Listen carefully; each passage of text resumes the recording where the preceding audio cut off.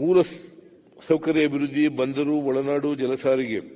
ರಾಜ್ಯದಲ್ಲಿ ಅನುಷ್ಠಾನಗೊಳಿಸಲಾಗುತ್ತಿರುವ ಮೂಲಸೌಕರ್ಯ ಯೋಜನೆಗಳ ಪ್ರಗತಿ ಮೇಲ್ವಿಚಾರಣೆಗೆ ಹಾಗೂ ಎದುರಾಗುವ ಅಂತರ್ ಇಲಾಖಾ ಮತ್ತು ಹಣಕಾಸಿನ ತೊಡಕುಗಳನ್ನು ಬಗೆಹರಿಸಲು ಮುಖ್ಯಮಂತ್ರಿಗಳ ಕಚೇರಿಯಲ್ಲಿ ಪ್ರತ್ಯೇಕ ಘಟಕವನ್ನು ಸ್ಥಾಪಿಸಲಾಗುವುದು. ರಾಜ್ಯದ 320 ಕಿಲೋಮೀಟರ್ ಉದ್ದದ ಕರಾವಳಿ ತೀರವನ್ನು ಆರ್ಥಿಕ ಅಭಿವೃದ್ಧಿಗೆ ಸಮರ್ಥವಾಗಿ ಬಳಸಿಕೊಳ್ಳಲು ಆದ್ಯತೆ ನೀಡಲಾಗುವುದು. ಬಂದರು, ರೈಲು ಮತ್ತು ವಿಮಾನ ಸಂಪರ್ಕವನ್ನು ಒದಗಿಸುವ ಮೂಲಕ ಕೆಲವು ವರ್ಷಗಳಲ್ಲಿ ಅಂದಾಜು 20,000 ಕೋಟಿ ರುಗಳ ಹೂಡಿಕೆಯೊಂದಿಗೆ ಸಮುದ್ರ ಸಾರಿಗೆ, ಸರಕು ಸಾಗಣೆ ಮತ್ತು ಪರಿಸರ ಪ್ರವಾಸೋದ್ಯಮ ವಲಯಗಳಲ್ಲಿ ಗಣನೀಯ ಅಭಿವೃದ್ಧಿ ಸಾಧಿಸುವ ಗುರಿ ಹೊಂದಿದ್ದೇವೆ. ರಾಜ್ಯದಲ್ಲಿ ಜಲಸಾರಿಗೆ ಮೂಲಸೌಕರ್ಯಗಳ ಅಭಿವೃದ್ಧಿಯಲ್ಲಿ ಖಾಸಗಿ ಹೂಡಿಕೆಗಳನ್ನು ಆಕರ್ಷಿಸಲು ಕರ್ನಾಟಕ ಜಲಸಾರಿಗೆ ಅಭಿವೃದ್ಧಿ ನೀತಿಯನ್ನು ಹಾಗೂ ಒಳನಾಡು ಜಲಸಾರಿಗೆ ನಿಯಮಗಳನ್ನು ರೂಪಿಸಲಾಗುವುದು. ಸಾಗರಮಾಲಾ ಯೋಜನೆಯಡಿ ಕಡಲ ತೀರದ ವ್ಯಾಪಾರಕ್ಕೆ ಹೆಚ್ಚಿನ ಪ್ರಾಮುಖ್ಯತೆಯನ್ನು ನೀಡುವ ಉದ್ದೇಶದಿಂದ ಅಂದಾಜು 1,017 ಕೋಟಿ ರುಗಳ ವೆಚ್ಚದಲ್ಲಿ ಒಟ್ಟು 26 ಕಾಮಗಾರಿಗಳನ್ನು ಕೈಗೆತ್ತಿಕೊಳ್ಳಲಾಗುವುದು. ಇವುಗಳ ಪೈಕಿ ರಾಜ್ಯದ ಪಾಲು 530 ಕೋಟಿ ರುಗಳಾಗಿವೆ.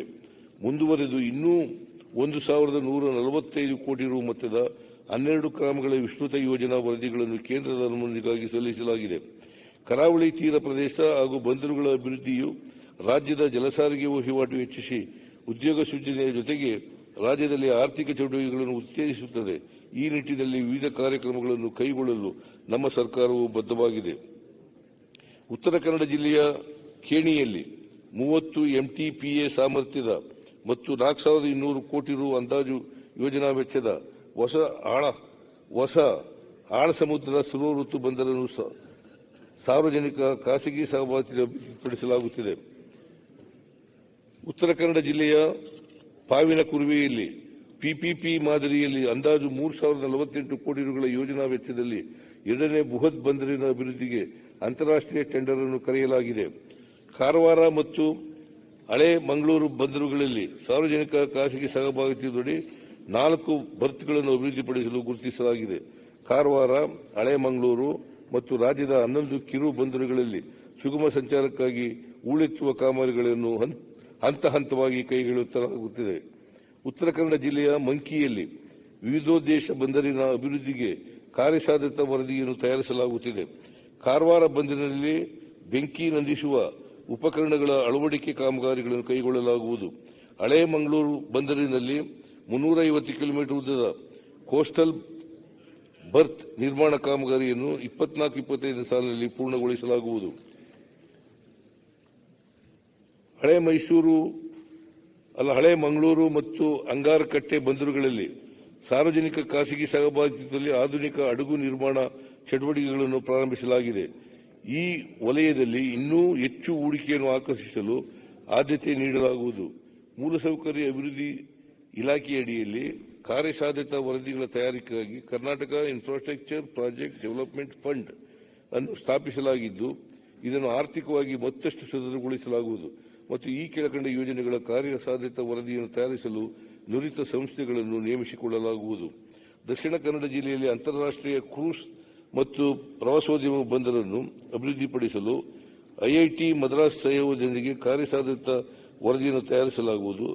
ದ್ವೀಪಗಳ ಸಮಗ್ರ ಅಭಿವೃದ್ಧಿಗೆ ಮಾಸ್ಟರ್ ಪ್ಲಾನ್ ಅನ್ನು ತಯಾರಿಸಲಾಗುವುದು. ಮಂಗಳೂರಿನ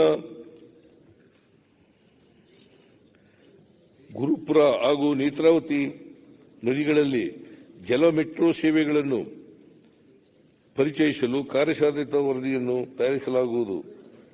ರಾಷ್ಟ್ರೀಯ ಮತ್ತು ಅಂತಾರಾಷ್ಟೀಯ ಮಾರುಕಟ್ಟೆಗಳೊಂದಿಗೆ ಸಂಪರ್ಕ ಸಾಧಿಸುವ ದೃಷ್ಟಿಯಿಂದ 1,600 ಕೋಟಿ ರು ವೆಚ್ಚದಲ್ಲಿ ವಿವಿಧ ವಿಮಾನ ನಿಲ್ದಾಣಗಳನ್ನು ಅಭಿವೃದ್ಧಿಪಡಿಸಲಾಗುತ್ತಿದೆ.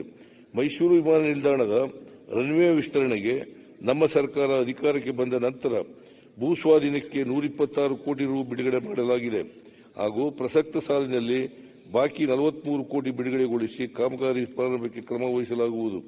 ವಿಜಯಪುರದಲ್ಲಿ 350 ಕೋಟಿ ರುಗಳ ವೆಚ್ಚದಲ್ಲಿ ವಿಮಾನ ನಿಲ್ದಾಣ ಕಾಮಗಾರಿಯು ಮುಕ್ತಾಯ ಹಂತದಲ್ಲಿದ್ದು ಶೀಘ್ರವೇ ಕಾರ್ಯಾಚರಣೆ ಪ್ರಾರಂಭವಾಗಲಿದೆ.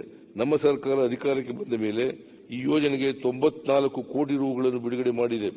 ಹಾಸನ ವಿಮಾನ ನಿಲ್ದಾಣ ಕಾಮಗಾರಿಗೆ 23-24ನೇ ಸಾಲಿನಲ್ಲಿ 55 ಕೋಟಿ ರೂಗಳನ್ನು ಬಿಡುಗಡೆ ಮಾಡಲಾಗಿದ್ದು, ಪ್ರಸ್ತುತ ಸಾಲಿನಲ್ಲಿ ಬಾಕಿ ಇರುವ 30 ಕೋಟಿ ರೂಗಳನ್ನು ಬಿಡುಗಡೆ ಮಾಡಿ ಕಾಮಗಾರಿಯನ್ನು ಪೂರ್ಣಗೊಳಿಸಲಾಗುವುದು. 220 ಕೋಟಿ ರು ವೆಚ್ಚದ ರಾಯಚೂರು ವಿಮಾನ ನಿಲ್ದಾಣ ನಿರ್ಮಾಣಕ್ಕೆ ಅಗತ್ಯ ಅನುದಾನ ಒದಗಿಸಲಾಗುವುದು. ಕಾರವಾರ ನೌಕಾನೆಲೆ ವಿಮಾನ ನಿಲ್ದಾಣ ನಿರ್ಮಾಣ ಕಾಮಗಾರಿಯ ಭೂಸ್ವಾಧೀನ ಪ್ರಕ್ರಿಯೆ ತೊಡಕುಗಳನ್ನು ನಿವಾರಿಸಿ ಕಾಮಗಾರಿಗಳನ್ನು ಪ್ರಾರಂಭಿಸಲಾಗುವುದು. ಬೆಂಗಳೂರಿನ ಕೆಂಪೇಗೌಡ ಅಂತಾರಾಷ್ಟ್ರೀಯ ವಿಮಾನ ನಿಲ್ದಾಣದ ಸಮೀಪದಲ್ಲಿ ನಿರ್ಮಾಣವಾಗುತ್ತಿರುವ ಸಿಗ್ನೇಚರ್ ಬಿಸಿನೆಸ್ ಪಾರ್ಕ್ ನಿಂದ ಹಣಕಾಸು ಉದಯೋನ್ಮುಖ ತಂತ್ರಜ್ಞಾನ ವಲಯಗಳು ಹಾಗೂ ಸಂಶೋಧನಾ ಸಂಸ್ಥೆಗಳಿಗೆ ಉತ್ತೇಜನ ದೊರೆಯಲಿದೆ. ಒಟ್ಟು 817 ಕೋಟಿ ರು ಯೋಜನಾ ವೆಚ್ಚದಲ್ಲಿ ನಿರ್ಮಾಣವಾಗುತ್ತಿರುವ ಈ ಸಿಗ್ನೇಚರ್ ಬಿಸಿನೆಸ್ ಪಾರ್ಕ್ ಮುಂದಿನ ದಿನಗಳಲ್ಲಿ 5,000 ಕೋಟಿ ರು ಹೂಡಿಕೆಯನ್ನು ಆಕರ್ಷಿಸುವ ನಿರೀಕ್ಷೆ ಇದೆ. ರಾಜ್ಯದಲ್ಲಿ ರೈಲ್ವೆ ಇಲಾಖೆಯೊಂದಿಗೆ ವೆಚ್ಚ ಹಂಚಿಕೆ ಆಧಾರದಲ್ಲಿ 12,147 ಕೋಟಿ ರುಗಳ 9 ರೈಲ್ವೆ ಕಾಮಗಾರಿಗಳು ಪ್ರಗತಿಯಲ್ಲಿವೆ. ಈ ಯೋಜನೆಯ ಕಾಮಗಾರಿಗಳು ಹಾಗೂ ಭೂಸ್ವಾಧೀನಕ್ಕಾಗಿ 9,915 ಕೋಟಿ ರೂಗಳನ್ನು ರಾಜ್ಯ ಸರ್ಕಾರ ಭರಿಸಲಿದೆ. 2023-24ನೇ ಸಾಲಿನಲ್ಲಿ 600 ಕೋಟಿ ರೂಗಳ ರೈಲ್ವೆ ಯೋಜನೆಗಳಿಗಾಗಿ ಬಿಡುಗಡೆಗೊಳಿಸಲಾಗಿದೆ. ಕೇಂದ್ರ ಸರ್ಕಾರದ ಪಾಲನ್ನು ಕ್ಷಿಪ್ರಗತಿಯಲ್ಲಿ ಪಡೆದು ಆದ್ಯತೆಯನುಸಾರ ರಾಜ್ಯದ ಪಾಲಿನ ಅನುದಾನ ಬಿಡುಗಡೆ ಮಾಡಿ ಕಾಮಗಾರಿಗಳನ್ನು ಪೂರ್ಣಗೊಳಿಸಲಾಗುವುದು. ರಾಜ್ಯದ ಮೂಲಸೌಕರ್ಯ ಯೋಜನೆಗಳನ್ನು ಖಾಸಗಿ ಹೂಡಿಕೆಯೊಂದಿಗೆ ಅಭಿವೃದ್ಧಿಪಡಿಸಲು ಚಾಲ್ತಿಯಲ್ಲಿರುವ ಮೂಲಸೌಕರ್ಯ ಯೋಜನೆಗಳಿಗೆ ಪಿಪಿಪಿ ನೀತಿ 2018ರ ಮಧ್ಯಂತರ ಪರಿಷ್ಕರಣೆಯನ್ನು ಮಾಡಲಾಗುವುದು.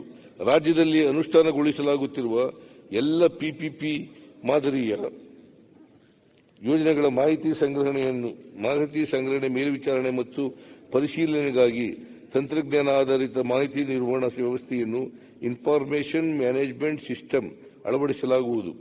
ರಾಜ್ಯದ ತೆರಿಗೆಯೇತರ ರಾಜಸ್ವ ಸಂಗ್ರಹದ ಸಾಮರ್ಥ್ಯದ ಸದ್ಬಳಕೆ ಮಾಡಿಕೊಳ್ಳುವ ನಿಟ್ಟಿನಲ್ಲಿ ಸರ್ಕಾರ ಆಸ್ತಿ ನಗದೀಕರಣದ ಅವಕಾಶಗಳನ್ನು ಗುರುತಿಸಲು ಹಾಗೂ ಈ ಪ್ರಕ್ರಿಯೆಯನ್ನು ಪಾರದರ್ಶಕ ಹಾಗೂ ನ್ಯಾಯ ಸಮ್ಮತವಾಗಿ ನಡೆಸುವ ವಿಧಾನವನ್ನು ರೂಪಿಸಲು ತಜ್ಞರ ಸಮಿತಿಯೊಂದನ್ನು ರಚಿಸಲಾಗುವುದು. ವಾಣಿಜ್ಯ ಮತ್ತು ಕೈಗಾರಿಕೆ ಇಲಾಖೆ ಕರ್ನಾಟಕ ಸರ್ಕಾರವು 2023-24ನೇ ಸಾಲಿನಲ್ಲಿ ಸುಮಾರು 88,150 ಕೋಟಿ ರೂಗಳ ಹೂಡಿಕೆಯನ್ನು ಆಕರ್ಷಿಸಿದೆ.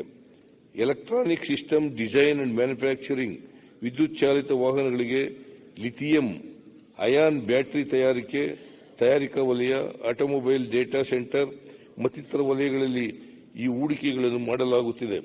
ಬೆಂಗಳೂರು ಸಮೀಪ ಸುಮಾರು 2,000 ಎಕರೆ ಪ್ರದೇಶದಲ್ಲಿ knowledge health care innovation and research city ಅಭಿವೃದ್ಧಿಪಡಿಸಲು ಯೋಜಿಸಲಾಗಿದ್ದು, ಈ ಯೋಜನೆಯಿಂದ ಅಂದಾಜು 40,000 ಕೋಟಿ ರೂಗಳ ಬಂಡವಾಳ ಹೂಡಿಕೆಯಾಗಲಿದ್ದು, ಸುಮಾರು 80,000 ಜನರಿಗೆ ಉದ್ಯೋಗ ದೊರೆಯುವ ನಿರೀಕ್ಷೆ ಇದೆ.